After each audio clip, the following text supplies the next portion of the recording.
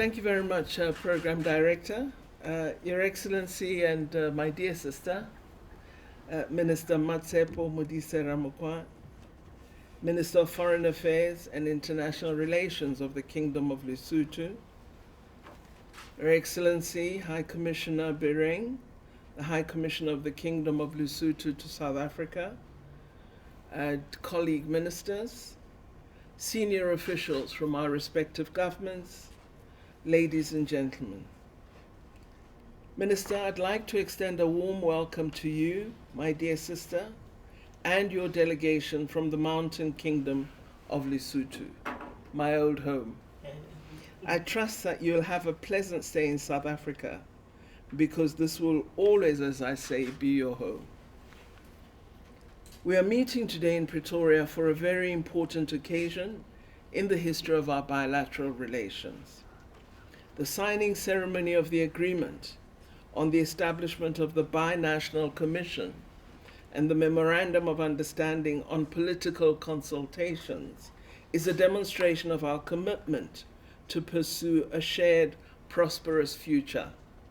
I was just saying to my dear sister that, in government we have these annual performance plans. And for the minister and myself, we've achieved this performance plan. So our principals should be happy with us, Minister.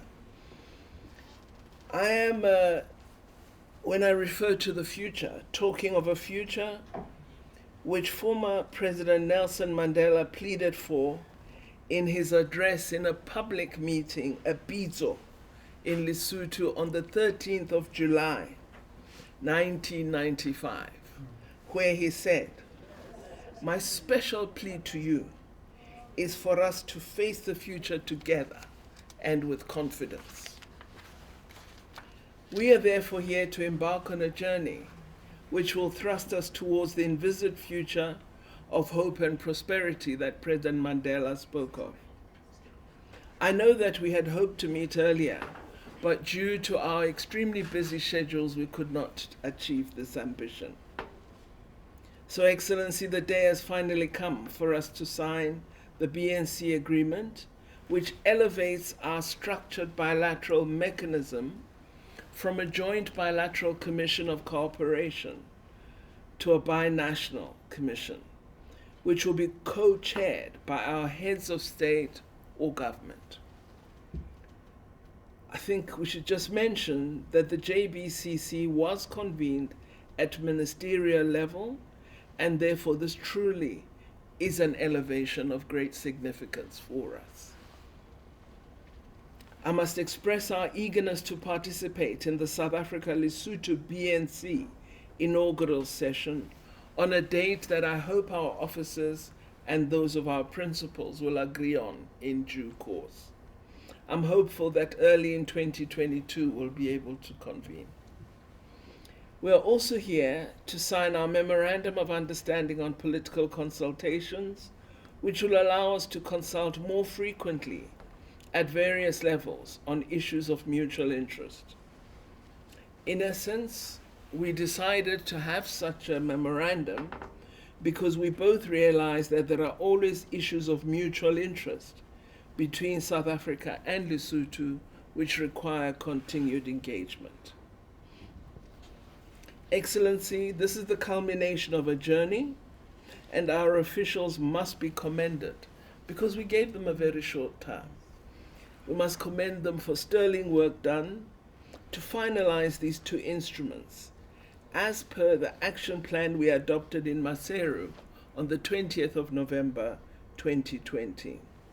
They've actively exchanged views, shared content, and finally agreed on the text of the agreement and the MOU in June this year.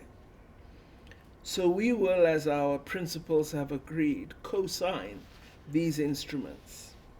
Having welcomed you, dear Minister, with these few remarks, I wish to invite you to also make your remarks. Thank you very much.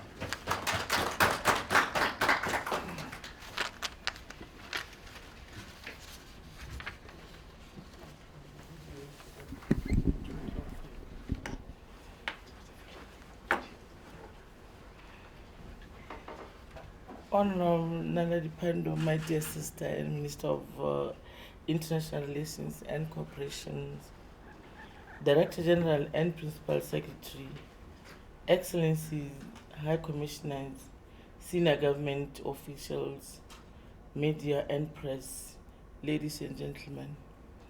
I'm honored, my dear sister, and privileged to co-officiate this historic occasion which will reshape and redefine the bonds of bilateral cooperation between the Kingdom of Lesotho and the Republic of South Africa.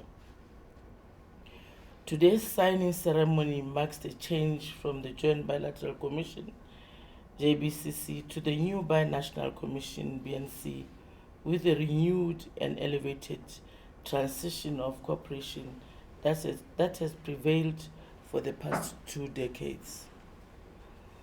My Honourable Minister, the world is facing emerging transnational crimes such as terrorism, trafficking in persons, money laundering and smuggling.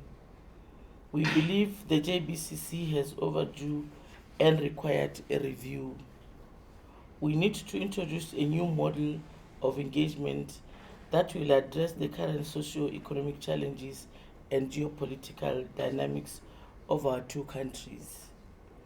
Most importantly, there is a need to adapt to the pace and character of the rapidly changing global realities, as well as the pressing needs of our peoples. Honourable Minister, the newly established strategic political cluster will create a more responsive platform of engagement that should help us detect and nip in the bud any potential challenges that may taint the good neighborly relations between our two countries. Implementation of agreed programs within line ministries and departments is expected to be more effective, and as the reporting of the BNC can and on annual meetings is elevated to our heads of state and government respectively. Honourable Minister, drawing from the experience of the COVID-19 pandemic, which destroyed the national economies and overstretched our health systems to the limit, it has become imperative to harmonize our immigration systems and cross-border travel, integrate our trading models, and interconnect our health responses. We need to design and adopt a unique cross-border model in order to facilitate smooth movement of persons and goods between the Republic of South Africa and the Kingdom of Lesotho. As I conclude, my dear Minister, I wish to extend my special vote of thanks to you, my sister, for your acumen, leadership, political commitment in driving this process. As you say, we are going to be so proud to put on our boss's table that here was our job that we are assigned to do. And I remember that when we were in Lesotho, we said this is going to be done in our time. And this marks the time that is happening. And ensuring that this agreement finally becomes the reality it is with this signing. The officials have also worked tirelessly to complete the Memorandum of Understanding on diplomatic consultations. I thank them and wish to urge and encourage other clusters to follow this good example.